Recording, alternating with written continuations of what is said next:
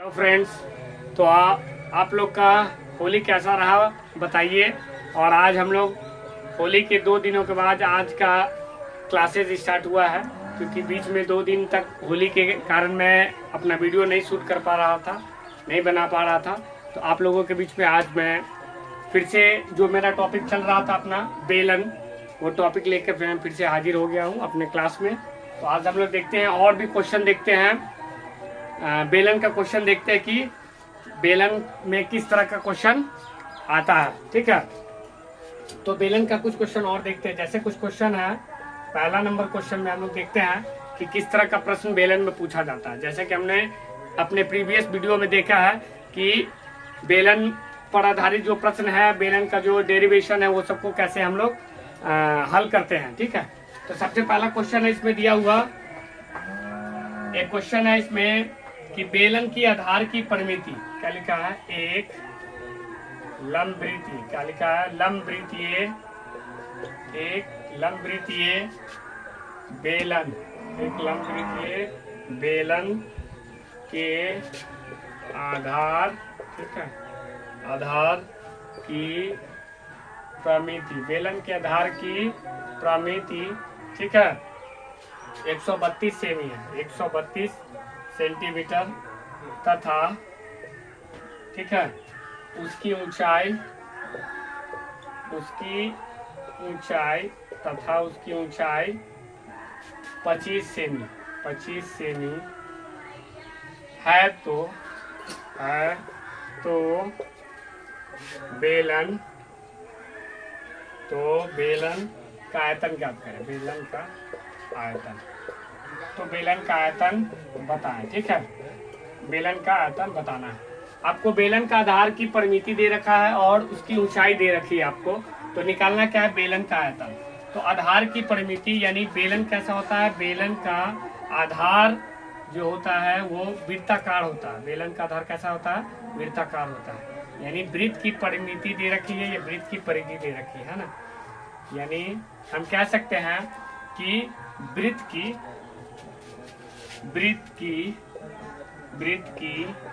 परिधि क्या दे रखा है, वृत्त की परिधि, क्योंकि बेलन का आधार की परिमिति बराबर होता है वृत्त की परिधि। वृत्त की परिधि हो जाएगा 2 पाई r, कितना दे रखा है, 132 सेंटीमीटर। ठीक है, क्यों, क्योंकि आप ये कह सकते हैं कि जो बेलन का आधार है, बेलन का जो आधार की परिमिति है वहीं वृत्त की परिधि होगी, क्योंकि ऊपरी सिरा और निचली सिरा जो होती है बेलन का वो वृत्ताकार होता है ना।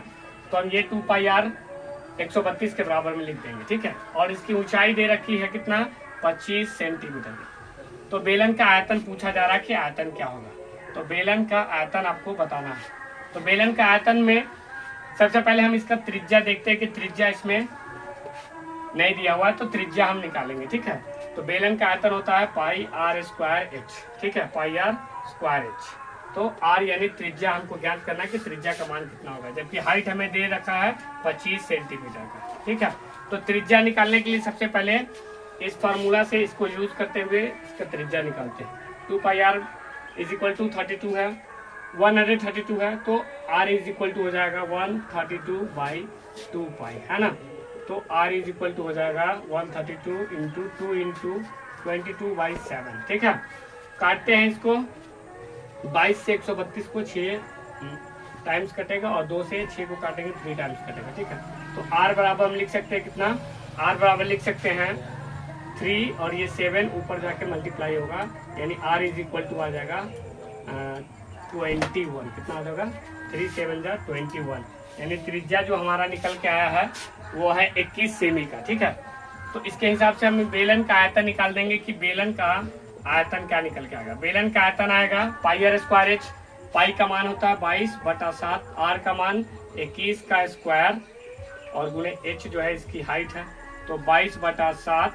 ठीक है, 21 गुणे 21 गुणे 25, 7 से काटेंगे 21 को, 7 21, अब ये मल्टीप्लाई कर देंगे 22 इंटू 3 इंटू 21 इंटू 25। ठीक है, ये जितने भी गुना करने के बाद जितना भी मान आएगा वही हो जाएगा बेलन का आयतन सेंटीमीटर क्यूब में। ठीक है, तो हम कह सकते हैं कि एक लंबवृत्तीय बेलन का जो आधार का परिमिति दे रखा, उसकी ऊंचाई दे रखा, तो आयतन हम कैसे निकालेंगे, ठीक है। तो इस तरह के प्रश्न आपको बोर्ड मॉडल क्वेश्चन के तौर पर आपको पूछा जाता है आपके एग्जाम में, ठीक है। तो आप लोग अगर अभी से तैयारी में और अच्छे ढंग से समझ के बनाएंगे तो आगे आपको सिलेंडर पर आधारित जितने भी प्रश्न होंगे जो 9th और 10th के किताब में आपको देखने को मिलते हैं, वो आपको अभी से ही अच्छे ढंग से समझ में आएगा और आगे इस पर सवाल आपको बनते चला जाएगा, ठीक है। तो नेक्स्ट क्वेश्चन हम लोग देखते हैं बेलन पर ही आधारित, ठीक है। देखिए मिटाते हैं इसको और नेक्स्ट क्वेश्चन देखते हैं।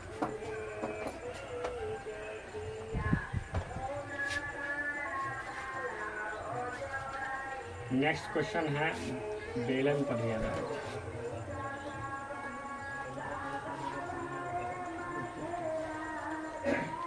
तो बेलन पर आधारित जो दूसरा क्वेश्चन है हमारा, वो दूसरा क्वेश्चन है, देखते हैं कि दूसरा क्वेश्चन कौन सा है।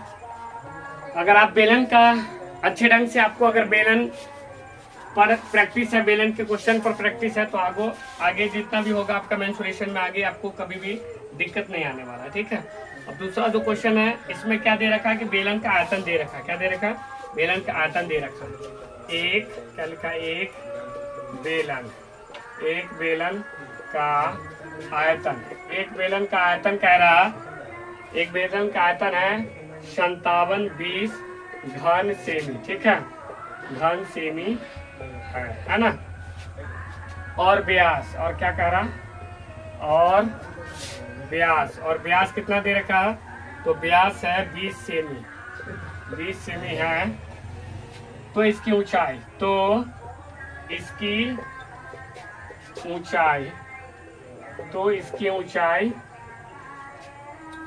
ऊंचाई मालूम कीजिए। तो इसकी ऊंचाई मालूम आपको करना है, मालूम यानी निकालना है ना। जब आपको इसका आयतन दिया रहा है, किस चीज का? बेलन का, और व्यास दिया रहा है, तो इसकी ऊंचाई कितनी होगी, ऊंचाई निकालना है ना। तो बेलन का आयतन यानी वॉल्यूम जो दे रखा है वो 5720 घन सेमी यानी सेंटीमीटर क्यूब दे रखा है। व्यास दे रखा है यानी डायमीटर जिसको कहते हैं डी, है ना, ये दे रखा है 20 सेमी का, तो आर निकल जाएगा d/2 करके, है ना। 20/2 करेंगे तो आ जाएगा 10, यानी त्रिज्या का जो मान आएगा वो 10 सेमी आएगा, है ना। तो 10 सेमी का हमारा त्रिज्या है और हमें क्या निकालना है? ऊंचाई निकालना है। तो ऊंचाई h का जो मान होगा वो फाइंड आउट करना है ना। वॉल्यूम का फॉर्मूला होता है बेलन में πr²h, ठीक है। तो पाई का मान होता है 22/7, ठीक है, क्योंकि पहले से नोन है कि पाई का मान कितना होता है 22/7, तो 22/7 और जो आर है त्रिज्या का जो वैल्यू है वो 10, तो 10 का स्क्वायर इंटू एच तो आपको निकालना ही है।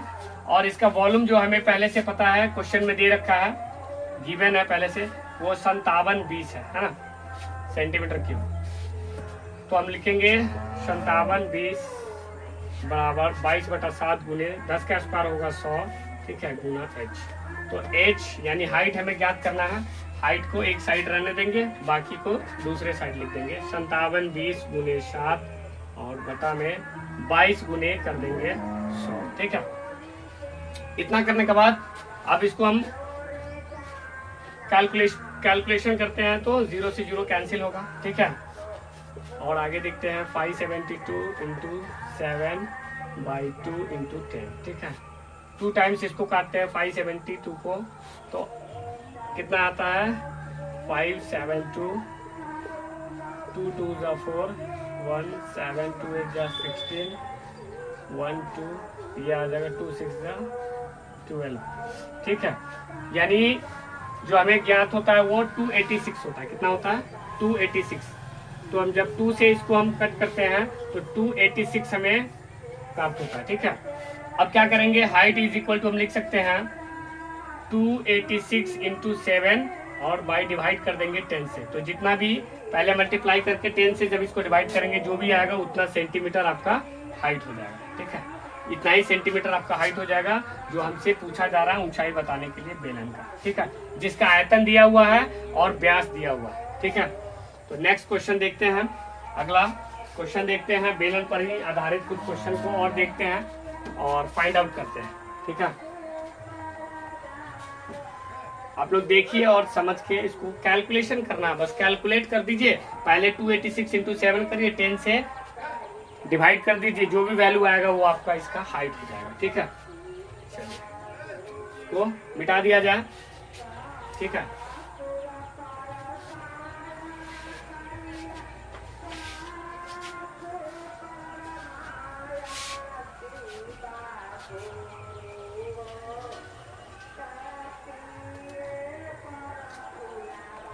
चलिए नेक्स्ट क्वेश्चन देखते हैं, क्वेश्चन नंबर 3। ठीक है, क्वेश्चन नंबर 3 में क्या दिया हुआ है, ये सब इम्पोर्टेंट क्वेश्चन सब है जो आपके एग्जामिनेशन में देखने को मिलता है। ठीक है, आपके एग्जामिनेशन में देखने को मिलता है, और इस तरह के प्रश्न जब आप हल करते हैं तो आपको आपका कॉन्सेप्ट भी अच्छे ढंग से क्लियर होता है। ठीक है, फिर एक आगे क्वेश्चन हम लोग देख लेते हैं। ठीक है, एक अगला जो क्वेश्चन है वो क्वेश्चन आपको दे रखा है इसमें। हाँ ठीक है, एक क्या लिखा है, एक समवृत्ताकार, क्या लिखा है, एक समवृत्ताकार। ठीक है, एक समवृत्ताकार बेलन का आयतन, बेलन का आयतन, एक समवृत्ताकार बेलन का आयतन। ठीक है, लिखा है 2310 घन मीटर है। क्या है, घन मीटर, घन मीटर है ना, तथा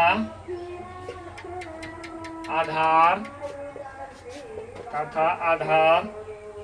का व्यास कितना है, 14 मीटर, 14 मीटर है। तो बेलन का वक्र पृष्ठ, क्या पूछ रहा है आपसे, वक्र पृष्ठ क्षेत्रफल, तो बेलन का वक्र पृष्ठ क्षेत्रफल बताएं। अब इसमें बेलन का वक्र पृष्ठ क्षेत्रफल आपको निकालना है ना। दिया है क्वेश्चन क्या, एक समवृत्ताकार बेलन का आयतन है 2310 घन मीटर तथा उसका आधार का व्यास है 14 मीटर, तो बेलन का आयतन बताना है। तो सबसे पहले हम इसका आयतन यानी V फॉर वॉल्यूम, यानी आयतन कितना दे रखा है 2310 घन मीटर का मतलब होता है मीटर क्यूब, है ना, तथा आधार का जो व्यास है डायमीटर कितना दे रखा है 14 मीटर का दे रखा है। इससे हम त्रिज्या निकाल देंगे, तो D/2 होता है त्रिज्या, यानी 14/2 करेंगे तो 7 जो आएगा वो R, यानी त्रिज्या का मान हमें निकल के आ जाएगा जो होगा 7 सेमी का। कितना सेमी होगा, 7 सेमी। ठीक है, 7 सेमी हमारा त्रिज्या हो गया।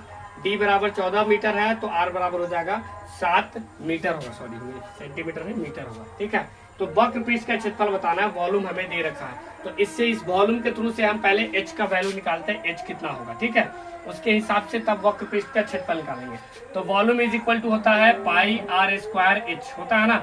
जब हमको दे रखा 2310 बराबर पाई का मान हमें पहले से ही पता है, पाई का मान है 22/7, है ना।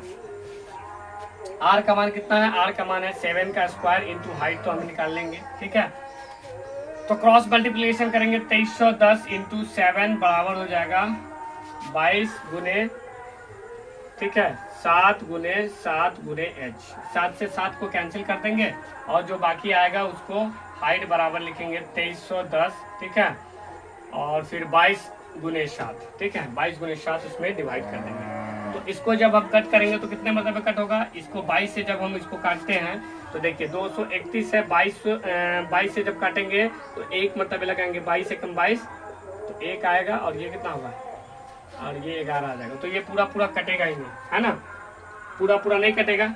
ठीक है, तो जब इसको पूरा पूरा हम नहीं काट सकते हैं तो हम देखेंगे इसको ऐसे ही रहने देंगे, या गुना करके इसका हाइट के स्थान पर ऐसे ही लिखेंगे। ठीक है, तो ये हाइट का आपको वैल्यू आ गया कि हाइट आपको कितना निकल के आएगा, इतना निकल के आएगा, क्योंकि वॉल्यूम दे रखा है 2310 घन मीटर का, है ना। तो ये जब पूरा पूरा नहीं कटेगा तो इसको नहीं कट जाएगा, क्योंकि 2310 है, सॉरी हम सिर्फ 231 देख रहे थे, 2310 है सॉरी। तो यहाँ पर हो जाएगा कितना, 3 में से 2 गया तो 1, और यहाँ पर 1 का 1 उतरेगा और ये 0 उतरेगा। तो क्यों, क्योंकि 2 अंक यहाँ से एक साथ में उतर रहा है, 1 और 0, तो यहाँ पर हम सबसे पहले एक 0 डालेंगे और फिर 22 पंचे होता है 110, सॉरी कट जाएगा, है ना। तो हमें कितना प्राप्त होता है, 22 से काटेंगे तो कितना 105, और फिर 7 से 105 को काटते हैं तो हो जाता 15 सत्ते 105 यानी 15 होगा। हाइट जो हमें निकल के आएगा वो हो जाएगा 15 मीटर का हमें हाइट प्राप्त होगा। ठीक है। तो इस तरह से 15 मीटर का जब हाइट हम निकाल लिए, तो अब हमें पूछ के आ रहा है क्वेश्चन में वक्र पृष्ठ का क्षेत्रफल निकालने के लिए, जो बेलन का वक्र पृष्ठ का क्षेत्रफल होता है, बेलन का वक्र पृष्ठ क्षेत्रफल, वक्र पृष्ठ क्षेत्रफल, वक्र पृष्ठ क्षेत्रफल होता है 2πr/h। वैल्यू रख देंगे 2 इंटू 22/7। आर का मान कितना है 7 सेमी है ना, तो 7 सेमी रख दिए। एच का मान हमें अभी फाइंड आउट किए हैं 15 मीटर का, तो 15 रख दिए। 7 से 7 कैंसिल हो गया, तो 22 गुने 2 गुने 15, तो हो जाएगा 22 गुने 15 दूनी के 30, 22 तिहाई होता है 66, एक जीरो डाल दीजिए, ये हो गया मीटर स्क्वायर, आपका आंसर हो जाएगा। यही होगा बेलन का वक्र पृष्ठ क्षेत्रफल, ठीक है। तो आपको इस तरह से एकदम इजीली, बहुत आसानी तरीका से आप इसका सॉल्यूशन निकाल सकते हैं बेलन के किसी भी प्रश्न का, है ना। अगर आप एक कॉन्सेप्ट को अच्छे ढंग से समझ जाइएगा, एक सवाल को अच्छे ढंग से कि कैसे मैं बता रहा हूँ आप लोग को, आप समझ जाते हैं, तो आगे अपने आप सवाल आपसे बनना स्टार्ट हो जाएगा। और जब आप एक बार सवाल को बनाने लगेंगे, तो बेलन पर आधारित जितने भी प्रश्न होंगे सब आप बना सकते हैं, ठीक है। तो हमारा वीडियो अगर आप लोग को अच्छा लगे तो प्लीज हमको सपोर्ट करिए और ज़्यादा से ज़्यादा सब्सक्राइब करिए हमारे चैनल को, और हमारे वीडियो को शेयर करिए, कमेंट करिए, और सजेशन भी आप दे सकते हैं कमेंट के माध्यम से कि सर आप और अच्छे ढंग से बताओ या फिर इस टॉपिक को बताओ, तो मैं आपको उस टॉपिक पर वीडियो बना के दूंगा। तो अभी के लिए इतना ही, थैंक यू।